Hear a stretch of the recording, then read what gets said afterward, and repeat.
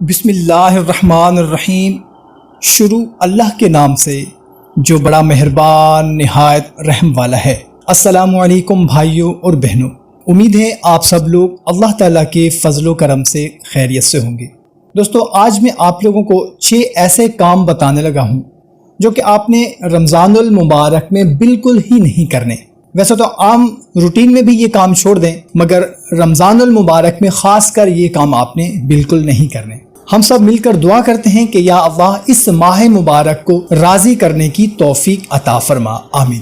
رمضان المبارک میں یہ 6 کام مت کریں۔ نمبر 1، نماز کی ادائیگی میں سستی کرنا، لوگوں کے ساتھ برے اخلاق سے پیش آنا، روزے کو دیر سے افطار کرنا، غیر اخلاقی ڈرامے، فلمیں، گانے سننا، ذکر و اذکار میں سستی کرنا، جھوٹ بولنا، گالی دینا، چغلی کھانا، کسی کی برائی کرنا۔